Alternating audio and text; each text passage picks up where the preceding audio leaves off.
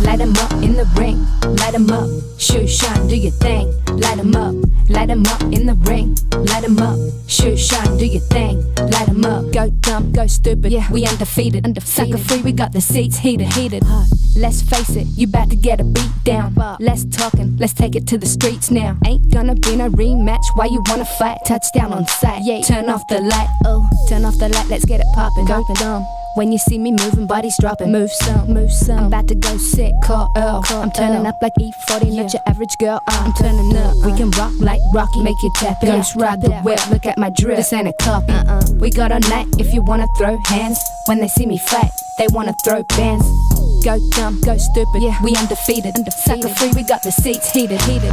Light 'em up in the ring, light 'em up, shoot, shine, do your thing. Light 'em up in the ring, light 'em up, shoot, shine, do your thing. Light 'em up. It's time for the main event. It's the Shoe Shot.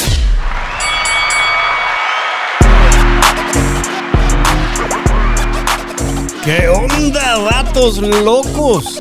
Damas y caballeros, it's your boy Dave in the 702 for a Monday boxing recap known as the Shoe Shine. Joining me all the way from North Las Vegas, the big homie Vince at 702 Man Cave in the building tonight. Special guest co-host. What's happening, peeps? What's up?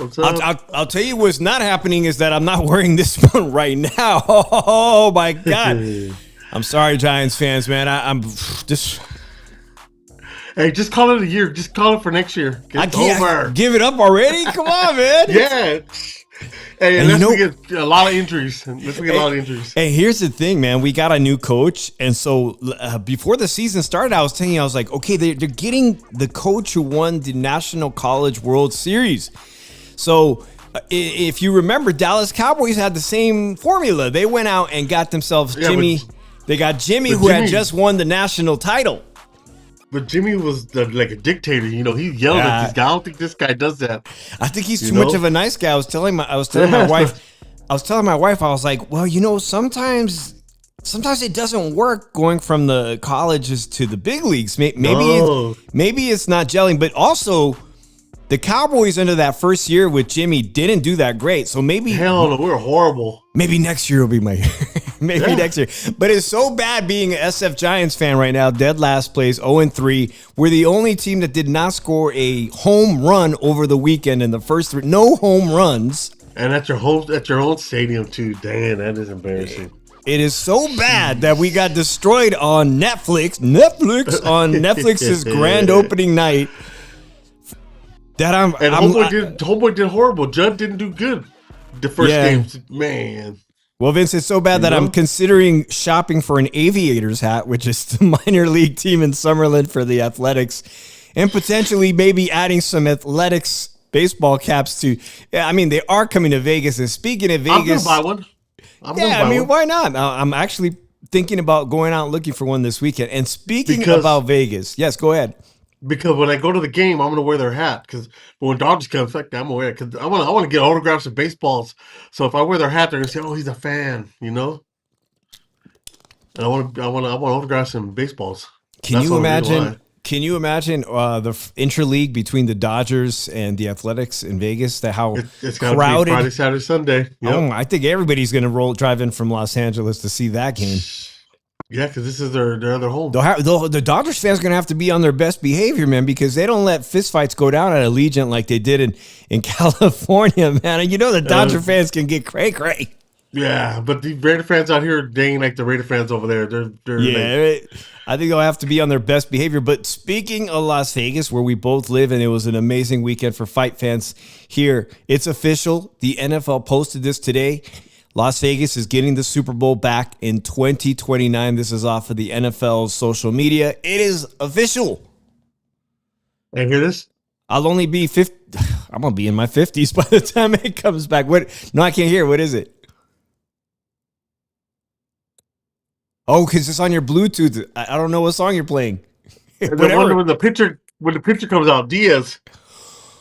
The trumpet song, bro. Let me get that. I'm gonna get that video for Wednesday because I'm not gonna cap. No cap. I saw that entrance that they developed for your relief pitcher. Yep. And it kind of made me feel a certain way. It kind of made me feel a little jealous. I'm like, that's pretty electric. That's pretty. The trumpets. I mean, the way the whole stadium lights up for that, man. Yeah. It almost feels like new lights.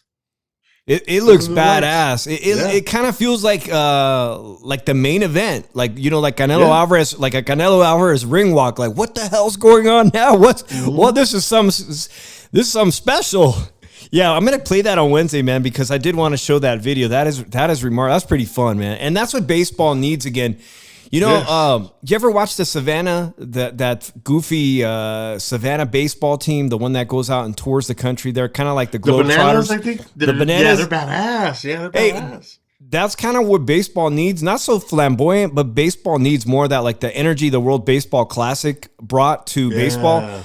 I think you guys you nailed it with that relief pitcher entrance, man. That's pretty exciting. That's pretty exciting. He started that in New York with the Mets, the sorry Mets. Hey, I appreciate everybody. I appreciate everybody. If you're new to this show, I said we've got 25 people here. Say hello, man. We appreciate it. I put up a poll. Does Sebastian Fundora go undisputed at 154 pounds? We're going to get to that.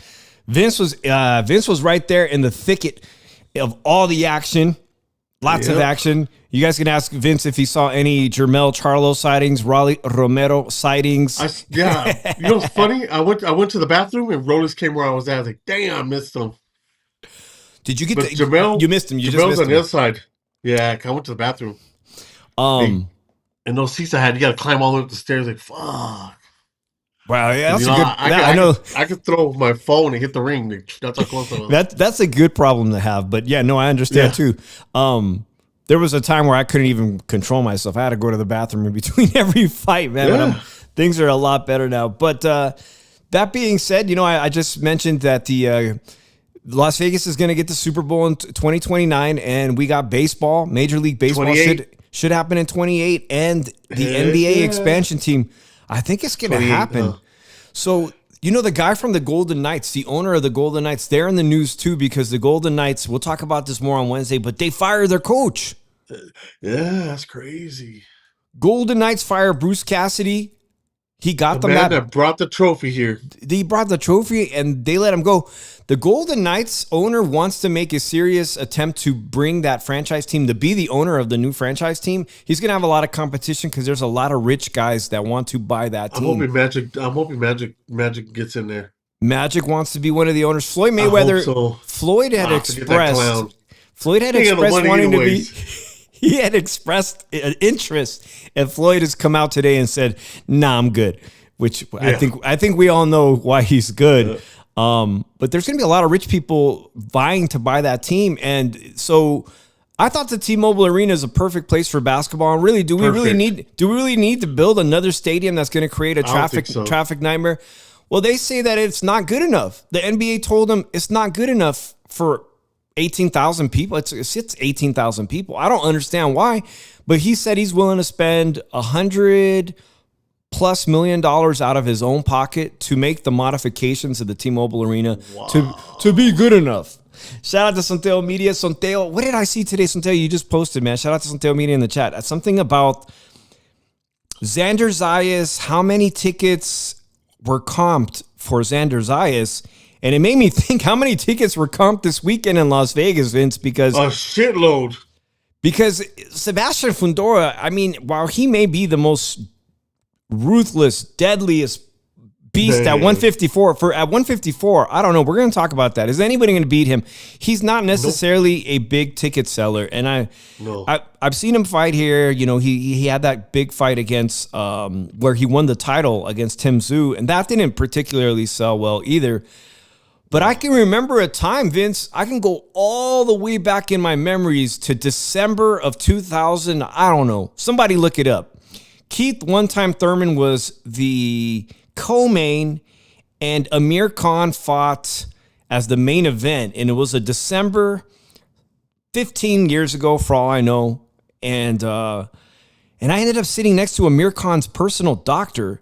And Vince, let me tell you, man, there was only 4,000 people at that fight. So Keith One-Time Thurman, even Keith One-Time Thurman in his peak, when he was the co-main and Amir Khan was the main event, he didn't sell a lot of seats either. So let's get to the big announcement, guys, and then we'll get into the fight. Shout out to Mom Food. Great to see you. Connor History Channel. So, hello. Sonteo Media.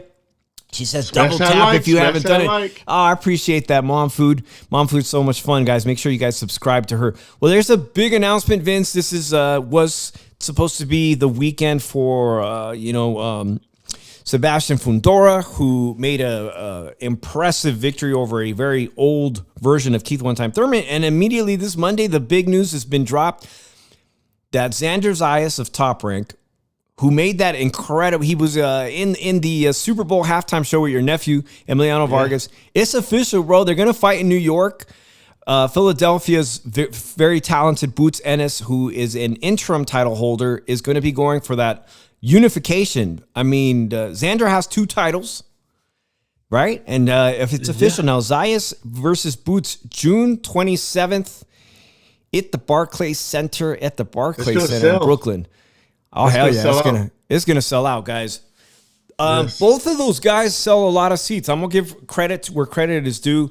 Boots Ennis has done it in Atlantic City, and he's done it in Philadelphia, in his hometown, selling close to like 17,000 tickets. And Xander just went to Puerto Rico and had his homecoming. He's done really well being a co-main event for Top Rank in New York City. And as this may fall, I believe, on Puerto Rican Day parade weekend, bro, oh my God. You can get everybody out. I talked to Drew. He said it's like, hey, Philly's like 90 minutes from New York. So it's going to be a lot of people going from Philadelphia also, and a lot of people to support Xander. Well, that's what he thinks. I think it'll be a good amount of people that will make the 90-minute commute, man. But enough to sell that they're both going to sell out the venue. So I don't even know, man. You got an early prediction who wins that? Xander Zayas, Puerto Rico, or Philadelphia? Yeah, taking him. You're taking Xander? It's so far away that we'll get into that fight. But here's a little bit of drama that I found on X on Twitter. Oh, matchmaker Bruce Trampler came after me. LOL. This might have a little bit to do with that, because I think Carl Moretti was responding to content creators that I follow them on YouTube. They seem like good enough guys. I'm going to give credit where credit is due. Mo Boxing, Mo Problem. They do have a lot of good interviews on their channel on YouTube. Well, Vince, they put this up on their social media on Twitter. Let me get this picture up here. Regarding the fight, this is regarding that June 27th fight. It says, nothing but respect, but God willing. Emiliano supposedly responded to them, not signed yet, but Emiliano Vargas versus George Kambosos Jr. could land on the June 27th as part of thoughts. So I seen that. Emiliano seems to like it because he responded to Mo Boxing, no problem, but Carl Moretti and some top people over at Top Rank, he responded to at the very top. You'll see Carl Moretti. Wrong. Respectfully, check your sources. End the table. So wow. I know that Emiliano's expressed immediately after that fantastic performance he had. Former champ. He says he'd like to fight a former world champ. He's now 21 He's now 21 years old. I think that's the right path. Obviously, you want to get your feet wet with a former champ. Kambosos is a guy who beat Teofimo Lopez. I mean, he had all the titles for like a brief moment at 135 at lightweight. It's a great name. Obviously, Pillow Hands beat him twice. I mean, Devo. It's a great name. And Kambosos seems to be very popular in the New York area, even though he's Australian. I like it. Mm-hmm. I like this fight. But the big bosses at Carl Moretti shot that down. So anyways, I don't know what other former world champions there are out there. I don't think that the Pitbull Cruz fight is ready. Is a good fight for Emiliano yet. Obviously, those are like world champions that pack a serious punch. But you know, to beat him, all you gotta do is jab. Because Pitbull just trying to drop bombs. Yeah, right. Rayo Valenzuela did it. I mean, I'm not saying made it look easy. But he got hit. I was surprised. I'm just a little bit surprised because, to be honest, it does look like a good fight. George Kambosos versus Emiliano Vargas at this point of his career. As George Kambosos, he's much reminds me of Brian Mendoza that was on the card this Saturday. Brian Mendoza, a great kid from New Mexico, originally Albuquerque, 505. Him and Kambosos both have this one thing in common. that they did the unbelievable and beat somebody that at the time nobody thought that Teofimo Lopez would lose to George Kambosos. Nobody. I didn't think so. He was kind of unbeatable, right? He was like at the peak of his game. He's coming off of beating Lomachenko. And with Sebastian Fundora, Brian Mendoza hasn't been able to replicate that magic. The magic that he's the only guy who Keith Thurman was saying, I got the cheat code from Brian Mendoza. In case you guys forgot, let's play this clip. I got the clip, man. Let's play this clip. I'm rewinding it here. Several years ago, Brian Mendoza of Las Vegas, he had lost to Jesus Ramos Jr. By grabbing on him. And there's a left uppercut. They can be physical. You see this? Vince, this is not what Fundora fights like anymore. He doesn't fight in the pocket with short guys. He used to see the position of the neck of Sebastian Fundora? He would literally do this all the time against shorter fighters, which all of the fighters he was fighting were short. Guys 5'9", 5'10". He would crouch in the pocket with short guys. He didn't do this with Keith Thurman, but maybe gave him one slim opportunity to throw that right hand he was working on. Yeah. This Sebastian Fundora could possibly lose to a Boots Ennis and get hurt. Maybe he gets hurt by Xander Zayas, but Xander's not the biggest puncher in my opinion. Brian Mendoza is a big puncher, and this is why this happened. He gave him the opportunity. Shining the body. And there's a left. He used to love the fight in the pocket against short guys and give up his height and reach. He loved to fight in the pocket.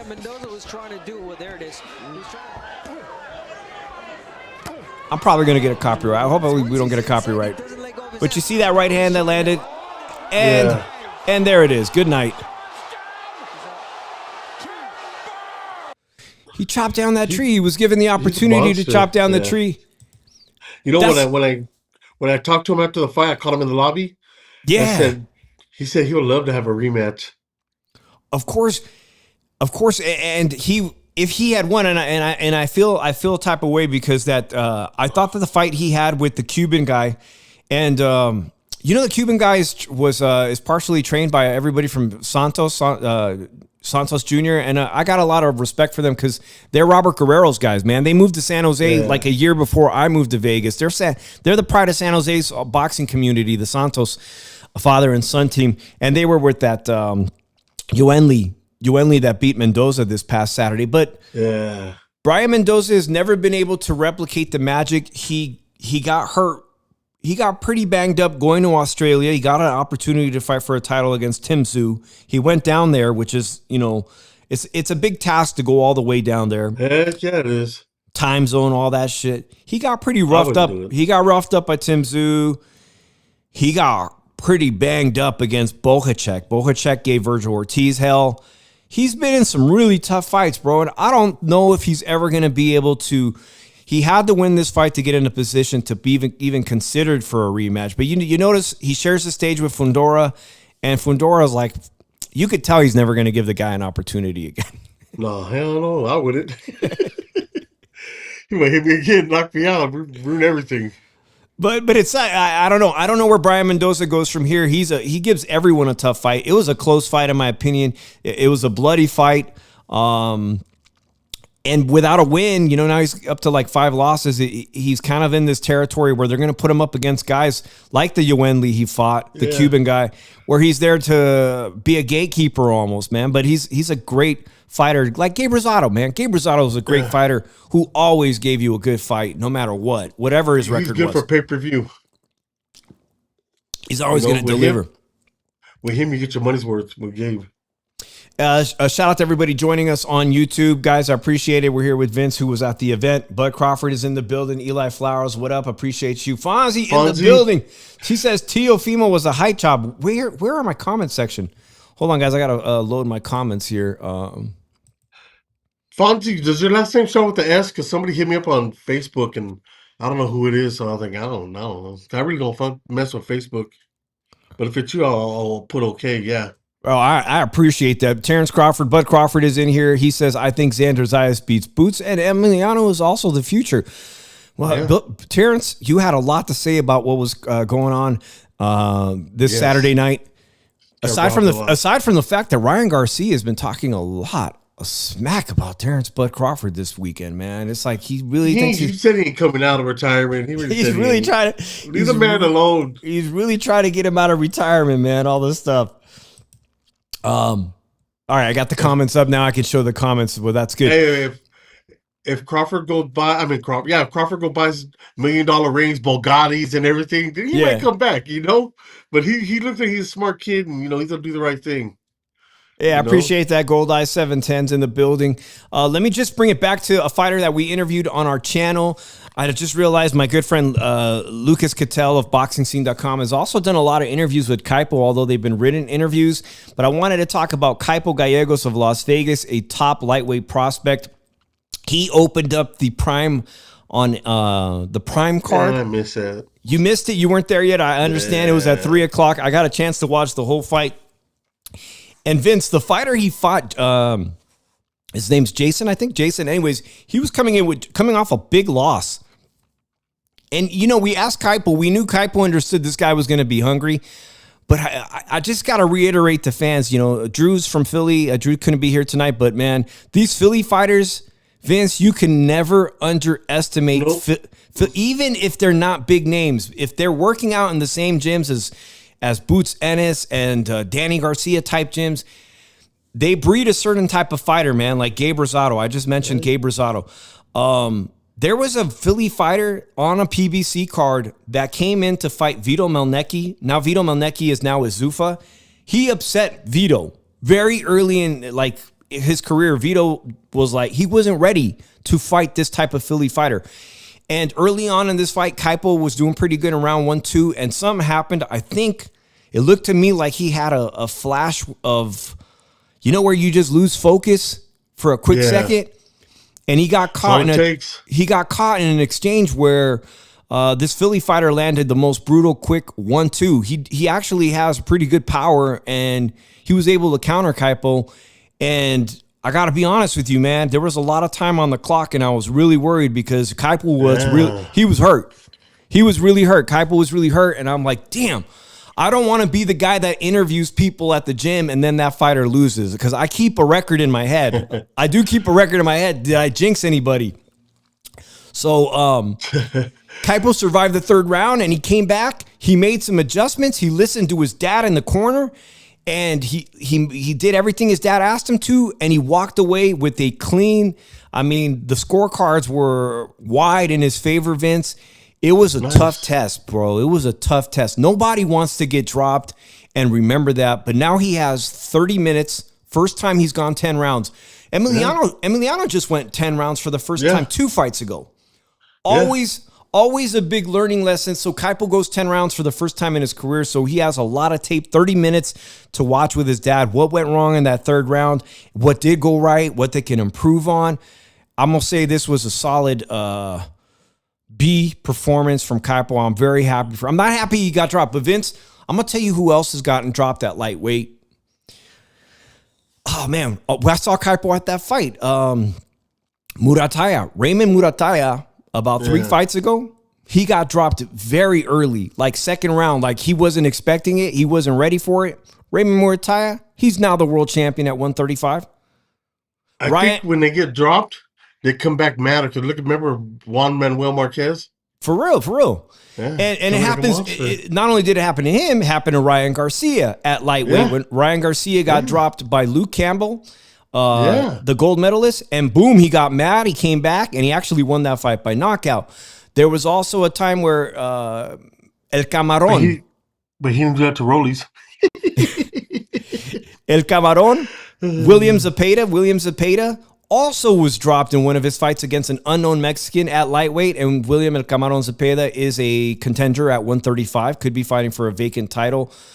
Also, Golden Boy's Floyd Schofield, who I hear might be seeking. It looks like Floyd Schofield might be seeking legal challenge to get out of his contract. Bro, he's a contender, also potentially in line for a vacant or a WBA interim title or something. Anyway, Floyd Schofield, I was at that fight. Me and Fonzie were at that fight where he got dropped by Guidon. I was there too. You were there too, Guidon. Guidon dropped him. And that guy's from Guanajuato. Giron actually fought this weekend on Pro Box. Schofield and Virgil Ortiz need to go hang out together. Go on vacation, go to Cancun or something. Yeah, and Fonzie said, don't forget, Balboa got knocked out by Drago. Look at the trauma he went through. I know it's not real, but it could be. Yeah, man, it happens in the sport. It's going to happen, and if it happens early in your career where people forget about it, people don't remember, they're like, oh, yeah, he got dropped early in his career. Even better because nobody remembers Raymond Murataya got knocked down. Or He's the world champ. Yeah, I mean, it's not that serious. It's boxing. It's boxing. Is what happens. Yeah. It's how you respond after you get dropped, man. Yes. It says a lot about you. And Ryan Garcia, like I said, he's been chasing Terrence Crawford this past week. Hey, man, he's a world champion now too. All these guys. Raleigh, world champion, got knocked out by Pitbull Cruz. Now a world champion. And Tank. Now a world champion. So definitely, hey, man, shout out to Kypo and Las Vegas Fight Club, man. They did a good thing there. So did you get to watch the middleweight? Did you get it there in time for the Yoenli Hernandez fight? The Cuban, black Cuban fighter. He's Canelo's sparring partner, bro. That's the one that wore like the devil mask? Terrell Gayshaw. He fought Terrell Gayshaw, former U.S. Olympic team member. The guy that came in with a devil mask. Well, I'm not sure. Do you guys remember what he was wearing? I didn't see the ring walk, but I definitely saw the fight, bro. And my friend Kevin Newman won. Roy Jones trains him. Oh my God, let's play that. Do I got that clip of Roy? Anyways, Yoenli Hernandez, guys, I've seen him fight before. This dude is an unbelievable beast, and Canelo picked him to be one of his primary sparring partners for the Terrence Crawford fight. It didn't help. I mean, obviously Canelo had a bad night at the office for that, but I mean, it says a lot that if Canelo picks you, yeah, here it is. I was surprised, bro. I kind of feel bad. Tyson Fury. Is this Roy Jones? Yeah, this is the clip, Roy Jones. Man, he gave him a tongue lashing, bro. But, he ended up winning the fight, so that's kind of impressive. He's bitching you out, all right? He's bitching you out, okay? He's bitching you out, okay? Go either fight the motherfucker or don't fight. You gonna fight or fucking quit, all right? He's bitching you out right now. He's bitching you out. Whatever he said, man, it must have lit a fire. I think he did clearly win the last few rounds. Where does that go? Elijah Garcia moved up to 168. He made his super middleweight debut and loses. He's in a bad spot. Here's the thing. I think PBC, and I met Elijah's grandpa one time at the end. Man, they're just a great Christian family, man. They got great values. He's a good kid. But he's coming up short in the fights that really matter. And I don't know, man. They've cut people from PBC, like Vito Melnecki got cut. And now he's over, not at Zuffa. I'm sorry, but Vito Melnecki's going to be fighting on Pro Box. But I don't know if they're going to keep him around. I'm curious, Vince. Those are some pretty big losses that he's starting to accumulate. Elijah Garcia. Yeah. It don't look like he's going to be a champion at middleweight. And coming into Las Vegas. Hey, shout out to Las Vegas's, you said Newman? That was good, man. Kevin Newman. I was happy, bro. I was happy that, a lot of these fighters that train out of Vegas were victorious this weekend. You got Kypo. You got Kevin Newman representing Las Vegas. And even the Cuban fighters, I believe they both train here with Santos. Well, what's it name does too? Brian Mendoza, he trains out pound for pound. And Brian Mendoza, that was both of those fighters were from Vegas, so it could have gone either way, man. But unfortunately for Elijah Garcia, he loses his first debut at 168, and I'll be curious if he sticks around. So here's the thing with Elijah, he beat the Mexican guy Armando Resendez, who is now a champion at super middleweight. And he's going to be on that Cinco de Mayo card, David Benavidez. He's going to be part of he might even be the co-main.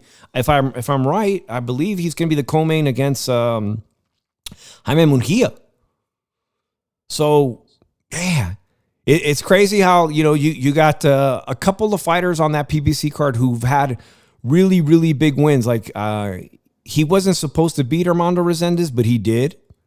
And now Armando's the world champion. It's a big setback for Brian Mendoza and Elijah Garcia. Let's talk about that main event, and then I want to talk about 21-year-old Moses Itauma, the heavyweight sensation from the UK. Vince, what was the atmosphere like before the main event? Oh, before all it was empty. But it was kind of empty? Not a lot of people there, yeah. And then the main event happened. What was the energy like? Did you feel people in the audience thought, were they talking Thurman had a chance? No, he didn't have a chance. They were saying, like, Monterey, stop it. I was thinking the same thing, but yeah, sometimes you gotta let him go. But Thurman's too old. He's 37, you know. He's in there with a monster. I don't see nobody beating that monster. Let's look at some of the action. Let's look at some of the action at the stoppage here. I got the clip, guys. I appreciate you guys. This is the Shoe Shine Monday night episode here. Here's the Towering Inferno.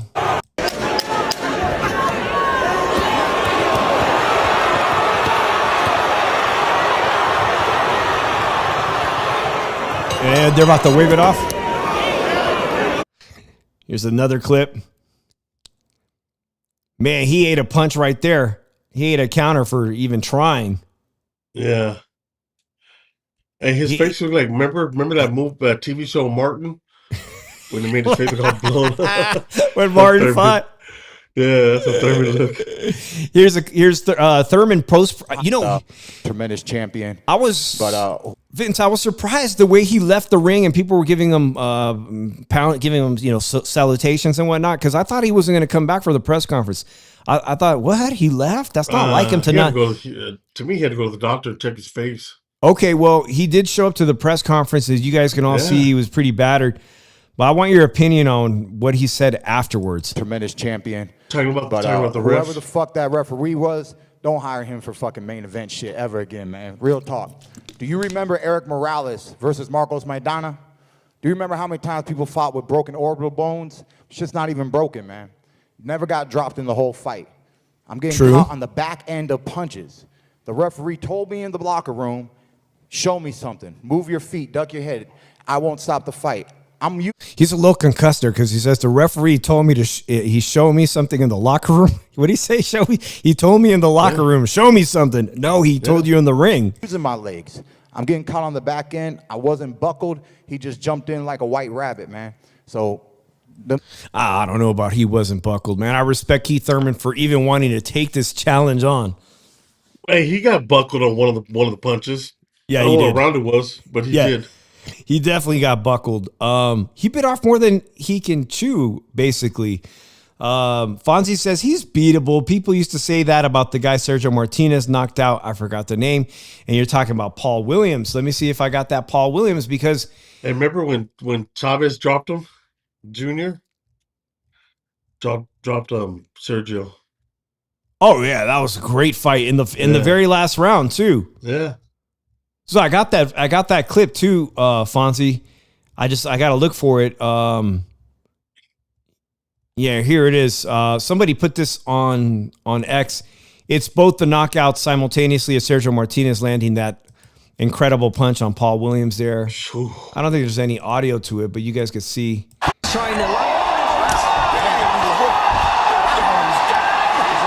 And here comes Sergio. There it is. Good night. That was one of the greatest moments. I remember being a huge fan of Sergio Maravilla Martinez. Yeah. Paul Williams, though, was people had to remind me in the comment section that Paul Williams was 6'1". So the height difference between what Thurman had to overcome was almost 11 inches. That's a lot. That's a huge difference. Thurman, Terrence Crawford, if you're still here, bud, he says Fundora is a cheat code. He the type of character you make on the fight night, and you boots the sliders up and his height and a smaller weight class. Anyway, he had a lot to say. There's a lot of people even. I agree with what Raleigh said, man. Here's Raleigh. Here's Raleigh's take immediately, and shout out to Fight Hub because this isn't my clip, but this is. From the division, he way too tall. Man, that dude need to be 86 from the division. Raleigh says that Fundora needs to be 86 from the division. Okay, he needs to be thrown out. He way way too tall. I'm sorry, they need to calibrate them scales. I don't know how you making them weight classes. It is not fair. It is not fair. Life isn't fair. Life isn't fair. Raleigh, I agree with you, man. Life is not fair. How does he make 150? This is the thing. Fundora and his sister, bony. even Gabriela, who fights at 112, who's undisputed. She's undisputed. They have never not made the weight. They have never even had an issue in their weight classes, 112. They've never, I think Fundora came in under 154. And she came in the other day so light. I think she came in at 110 that she said, you know what? Maybe I'll move down. Like, dude, there's not any girls that could beat Gabriela now in the division she's at. And she's talking about maybe I'll lose some more weight with Sebastian. I agree with what Raleigh has to say. Let's see, what else did Raleigh say, man?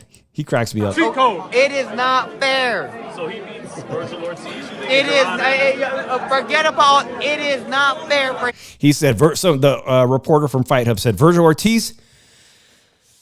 And I know people are going to say, what about Virgil? Bro, I don't know. I know that Sonteo's good friends with Robert Garcia Boxing Academies. He knows Virgil.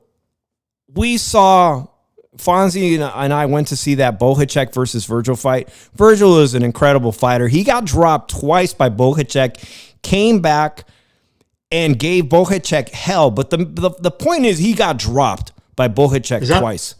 Is that the fight that they said they stopped early? No, that one went the distance. That was a 12-round fight. I put the highlights of that. I was there, and I got some clips of that on my channel if you guys want to go check that out. Just look in the description and the search button. But anyhow, no, Virgil, like you heard, Raleigh said no. Raleigh said no. Virgil Ortiz is not going to beat Sebastian Fundora. Not this version. No. But now you have these two kids, and I tip my hat to them because I've known Xander since his very first fight, man. And because he played it right with Top Rank, he did everything Top Rank asked him. He fought everyone in perfect order. He is now the unified champion. I don't think Xander beats Sebastian Fundora either. He's a fantastic champion. He just doesn't have the power, in my opinion. And if Sebastian wants to fight a clinical fight where he uses that full extension, I mean, look at the reach he uses now. He uses that 80-inch wingspan. He doesn't let people get on the inside. I don't think. I want to see him beat up Charlo because Charlo was talking mad mess too. Man, Charlo was running his mouth so bad. And here's the deal. Let's play what Charlo was saying because Jermel, he's been at a lot of these fights inebriated. You know, hey, a lot of people who aren't fighters, that's you go to fights, man. That's what hardworking guys go to do, man. Go hang with the boys, hang with their wives, and have some drinks, have some cervezas. But from a former world champion, it's a little bit shocking and alarming because he's been in this position where when Charlo's on the mic and he goes to these fights, he gets really drunk and he starts barking. What are you saying? Hey, Dave, I'm going to move my car fast. Fuck Boots. Fuck all y'all. 54. Hey, you're out. Ortiz. Sorry, I didn't know the music was there, man. But he said, F Boots. F Ortiz, F Boots, F this guy, F that guy. Hey, Dave, I'm gonna go move my car fast so my wife can move out. All right, man. Right back. All right, guys. Hold the fort down. Vince will be right back, guys. What did you guys think about that? Who's Boots' promoter? Wasn't it? I don't know, man. It's obviously not the PBC people, but didn't he have his own promoter and he had an agreement with PBC? Nonetheless, now it's Eddie Hearn, right? Oh, it's Eddie Hearn. He's with Matchroom Boxing, right?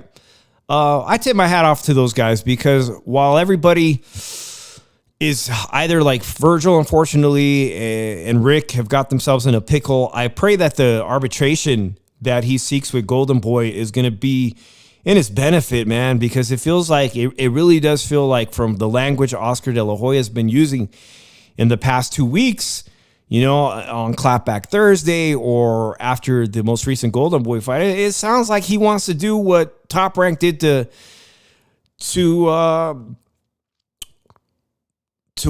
my God, to Robert Garcia's brother, man. It sounds like that they want to shelf Virgil as some type of punishment when, quite honestly, man, Virgil, at this stage in his career, you would think, hey, you have to rely on your promoter to make these opportunities happen. What went wrong in that relationship?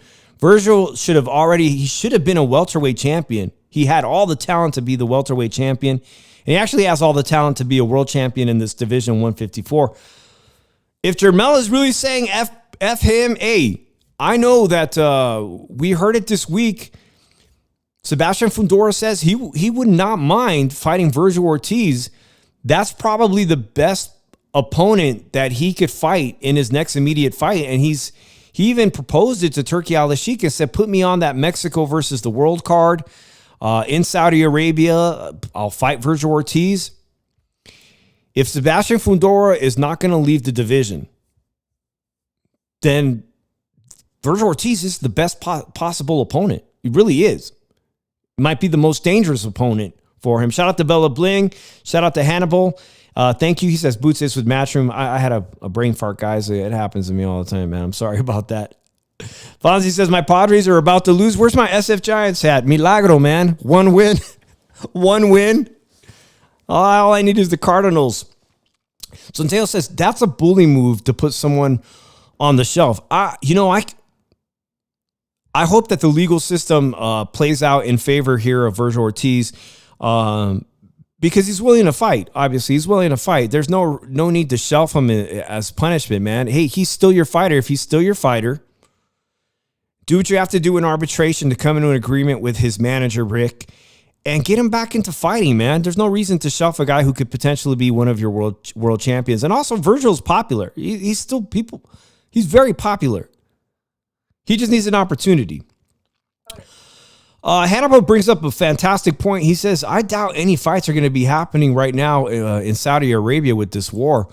And although none of us could predict it, it sure don't seem like, with the troops being sent to Iran or to the Gulf Coast that it would be safe to be having massive sporting events in Saudi Arabia in reach of Iranian missiles or war zone, man. You're right about that.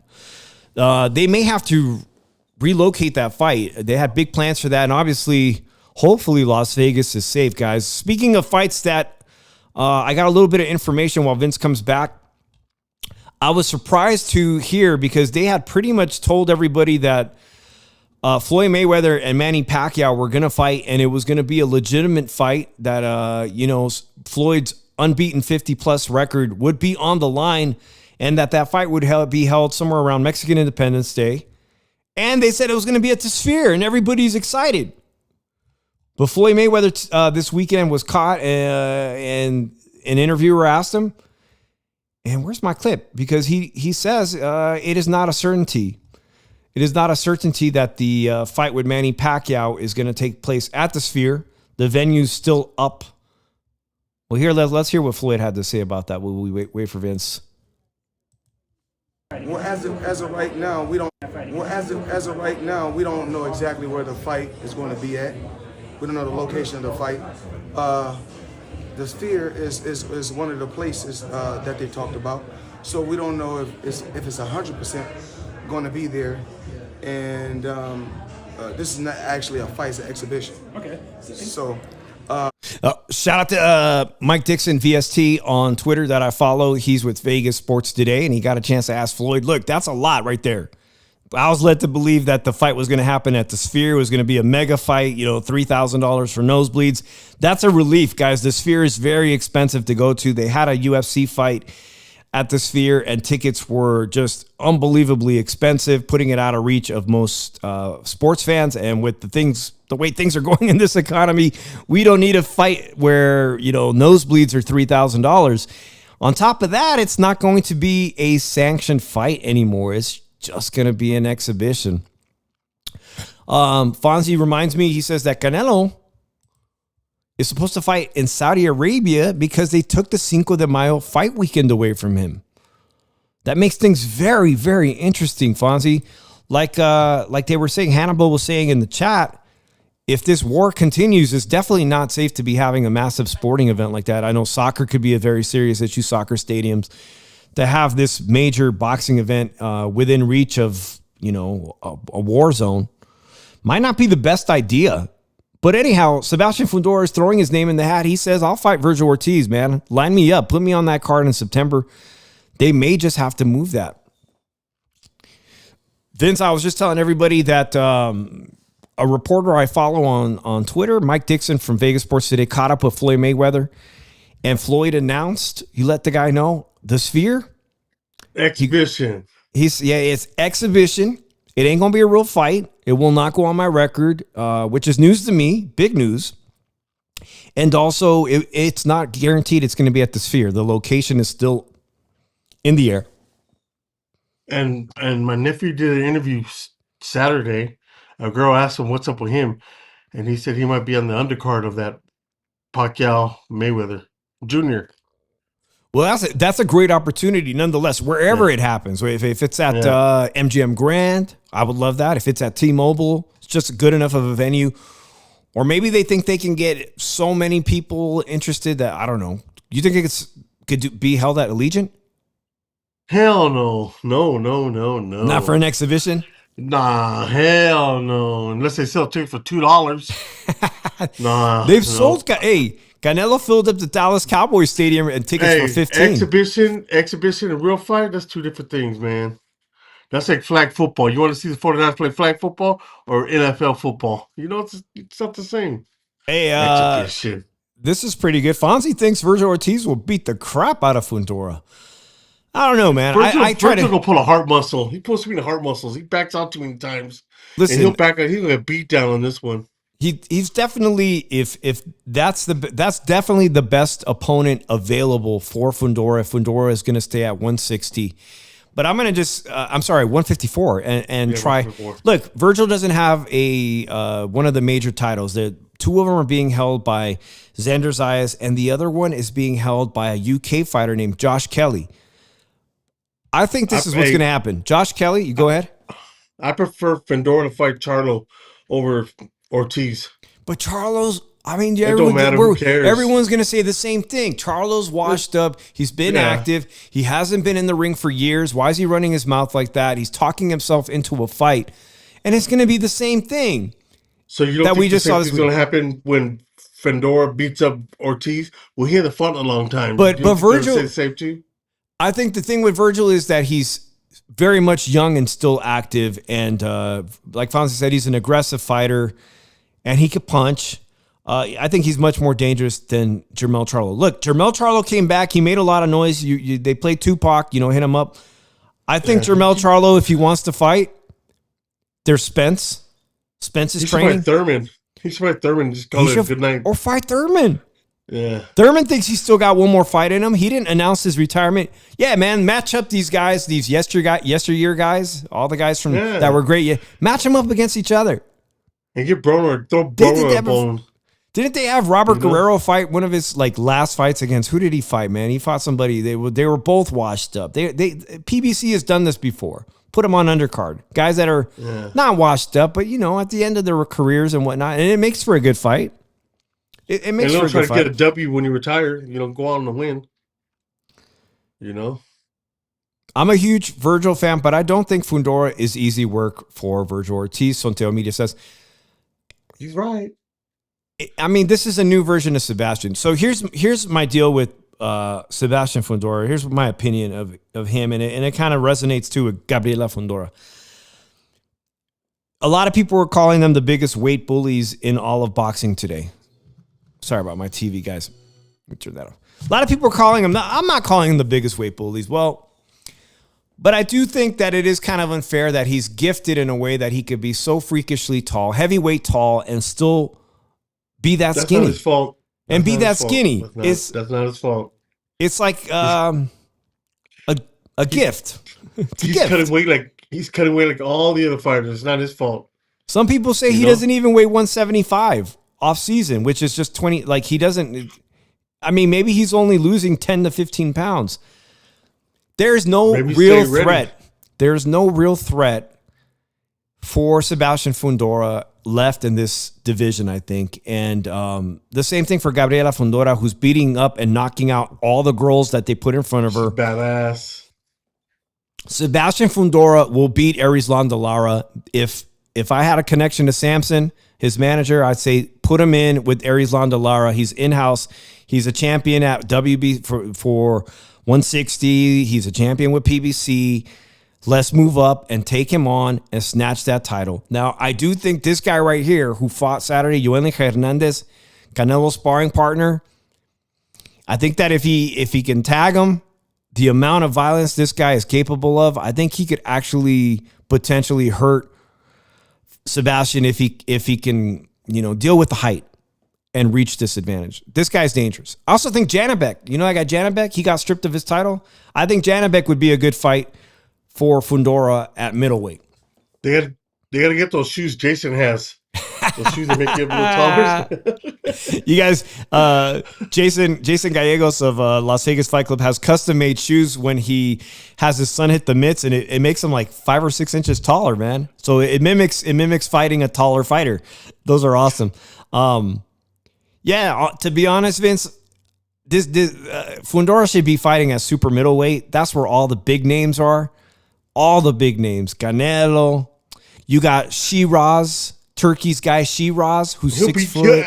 If he goes up, I think he'll beat Canelo because he'll box the crap out of Canelo. I think it's done now. Fundora, I mean, the world is his oyster at super middleweight, man. He has real opportunities for big fights against dangerous guys. Diego Pacheco of Southern California, shout out to him. He's 6'3", I think 6'4". That's a real fight, man. Now all of a sudden, we're going to really see what you're made out of fighting guys your size, your height.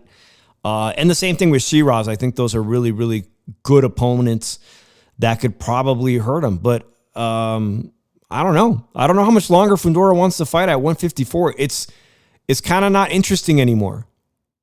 Well, he did an interview with Andre Ward and talking about how he puts in the work, and you got these YouTuber guys coming in here and selling out the arenas and making money, because all the boxers put in their hard work.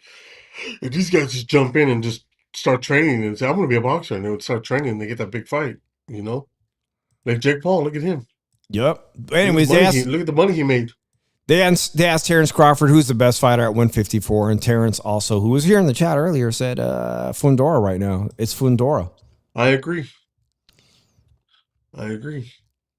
Can you imagine if he could go to 147? Oh, my God. This was kind of interesting. I'll play a really quick clip of Timothy Bradley. I know some of y'all don't like him. Tim Bradley's opinion on Fundora. He opened up like a son of a gun, like a bat out of hell.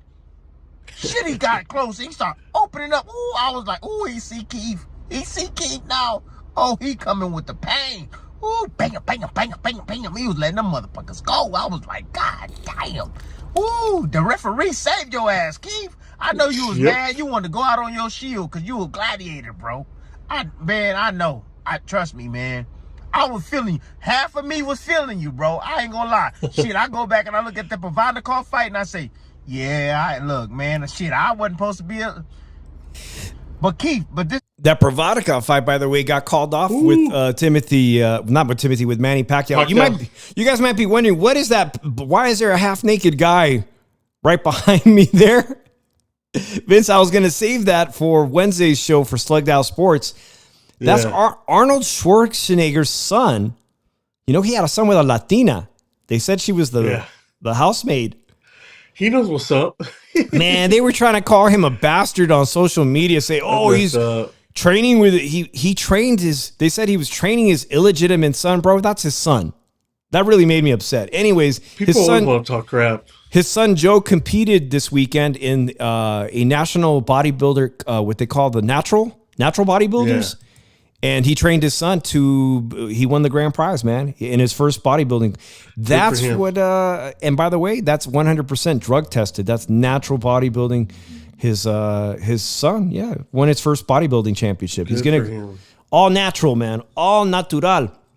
Dang, my team's losing 4-0 in the 7th. Wow, you guys will still be NL West #1 place at the end of the I know that. I know. I'm going to win like 20 games in a row. Let's see the standings here. Is my game over? Fonzie probably left. Yeah, no, that game's. 0-3. He said the Padres were going to lose.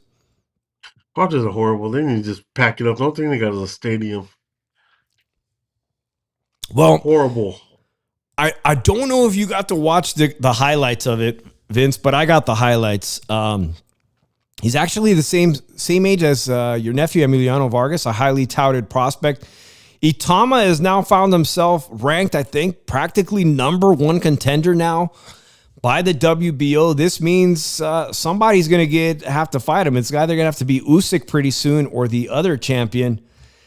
And I'm going to play this because my opinion of Moses Itauma, guys, and I put it in the thumbnail that I think he's legitimately like a reincarnation of what Mike Tyson did early in his career. Mike Tyson became a world champion very young, younger than this. Dude, he's a devastating knockout artist. Not just a knockout artist. Bro, he's doing some unreal things. His hand speed, the feints he sets up with before I play that clip, Mike Tyson was there to watch his fight this weekend. Here's a little bit of Mike Tyson. This year. Well, I'm thinking 8 fights this year, 8 fights next year, and then we'll see what we can come up with. But I want 8 quality fights, not 8 bums. You know what I mean? Any fight you fight is quality because anything can happen in there. Yeah, of course. Anything, bump heads, anything. Of course, you can learn from it. There's no such thing as bums. I used to say people are bums, but then when I made that comeback to box exhibition, I realized there's no bums. That's hard work. You can learn from every fight, innit? Huh? That's really interesting because he tells Mike, I don't want to fight any bums. And Mike Tyson tells him, look, there are no bums in boxing, and especially in heavyweight boxing. He said any of them could hurt you.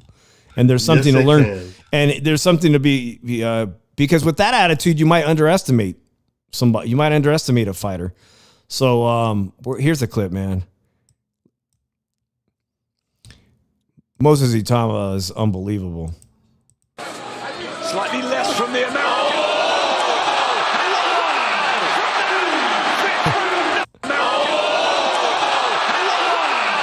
Slightly less from the amount. We're just such a sav. What's unbelievable about Moses Itauma, he's 21, right? So he's a southpaw like Kypo Gyos, and he uses his right hand jab, and he uses it to feint repeatedly, and then he sets up a trap, and he suckers you into reacting a certain way, and next thing you know, he dropped this guy earlier before this massive uppercut knockout. He was using the jab to set up a feint. He's feinting with it, and then he sets up a trap, and he knocked a dude down with his jab to the temple. So he can hit hard. He freakishly hard with his right hand. And then if he hits you with that left hand, bro, it's lights out, man. Well, Oscar used to be a southpaw. Then he turned him around. Really? He had a nice jab. Yeah, he had a nice jab. That's why he had a devastating jab. Yeah. Do I got any more clips of this? Look, Moses Itauma is going to be a heavyweight champion in no time. He's probably the best heavyweight UK fighter since Lennox Lewis. But I got to be real with you. The UK has produced more heavyweight stars than the US in the past 20 years. Tyson Fury, Anthony Joshua. This weekend, we're going to have Deontay Wilder fighting this weekend in the UK. It's remarkable. Saturday. Yeah. Is this Saturday, man? I know they got boxing Sunday too. And they got Zuffa boxing. Hey, Zuffa, call me and Vince, man. We need to see some press passes. We'll go and check it out this Sunday. I'm serious. I'll watch it. I'll go over there. For real, I'll go over there. Could Moses Itauma get more development? Yes, he could, because these heavyweight guys, there's a lot of guys, including former champions. He needs to fight a former champion, just like Emmy would be served to fight a former world champion to get his confidence of like, wow, I really beat a dude who was somebody. I think within the next 3 fights, he could be ready for anybody but Usyk. Anybody from Usyk. It's like many years ago, there was a kid from Tijuana that was upcoming and under-established Mickey Ward, and Ward knocked him out. As Fonzie says. Before we go, I just wanted to share something that happened in women's UFC, MMA. Maybe I'll do a little bit. Crazy. That lady was a monster. She's Mexicana, man. She's from Mexico City, right? They wrote a corrido about her already. I don't know if I have the corrido, but somebody already did a song about her. Look, last week, 2 Mexican girls were in a fight on Pro Box, and I'm happy to report that girl is now out of the hospital. And they shared pictures. They went out and took pictures this week. So, wow, she went into a coma and came out and is completely normal. Beautiful. But it doesn't always work that way. Alexa Grasso has 5 losses. I can't believe this girl has any losses, to be honest, man. And we don't really talk MMA, but what she did, it was so unbelievable. She is so fast, her reflexes. Boy, like a Let me see, so I don't get and she could punch. I just can't believe she has any losses. But see, MMA, you can have bad records, it don't matter. Yeah, they and got MMA no technique, they're just sloppy. They're bar fighters just trying to choke you out. You know, no technique. Yeah. She could strike, and she has incredibly fast reflexes to have put this girl in the choke. You guys will see the choke coming out. There, she knocks her out, hits her on the chin. And this was pretty scary because the girl's going to roll over. She was out before she hit the ground, huh? Dude, that completely cut out it was a delayed reaction. It looked like she died, unfortunately. It's pretty scary. Yeah. That choke. You see, she jumped up after the choke, but then Thank God the ref was there. Then she just went unconscious. That right there hit her on the chin. Yeah. After knocking her out, gets hit in the chin, and I mean, wow. Thank God. Left. Thank God, man. Thank God that she's okay. She got up. But it really looked like she went unconscious into a coma. And with the way women are fighting nowadays, you know, Gabriela Fundora knocking out women and all that, they're putting it on. Hard now. Yeah, they're putting it on. Yep. So what's the score, man? On Wednesday, I'm going to find the Dodgers. Guys, if you like the content. You won. Your team won. Of course my Giants had. Oh, wow. We're on the board 1-3. We're losing. I'm a record of 1-3. I'm going to find the Dodgers clips. We're going to have a lot to talk about. Wednesday, we're doing Slugged Out Sports. Vince, I think everything's great. I'll be able to come over to your house this Wednesday. We'll do the show from the studio. If you're interested in fighting, we mentioned Saturday, Deontay Wilder makes his return to the ring in a UK fight. Very interested to see that. That's a daytime fight, I believe. And then Sunday, Andres Cortez, who fights out of Las Vegas. He is the main event in a lightweight fight. Lightweight fight on Zuffa. Good amateur. I remember him as an amateur, the monster of an amateur. Was he? Yeah. Hey, he's a lightweight, man. So, did you ever fight Emmy or Kypo? No, he's too heavy. He's too heavy for him. Okay. Yeah, but man, that guy Cortez. Yeah, well, maybe trains him. It was a good pickup then for Zuffa because I think he parted ways with Top Rank. I saw him on a Top Rank card, and he makes his way to Zuffa. His debut on Sunday for Zuffa. And speaking of Zuffa, it all remains to be seen how soon that Zuffa belt is legitimate because they're going to pass that through the Senate, and then Donald Trump will sign it into law. Maybe next month. He's going to sign it because Dana White. Maybe next month, man. So we'll see. That belt will be at Walmart when you can buy your belt at Walmart. Hey, thanks to everybody. Sam Love, who joined us here. Fonzie, Sontel Media. Thanks to everybody. Thanks to Mom Food, who was in here. WP Maestro. Thank you a lot, guys. We'll be back on Wednesday at 1 o'clock from the studio at Vince's.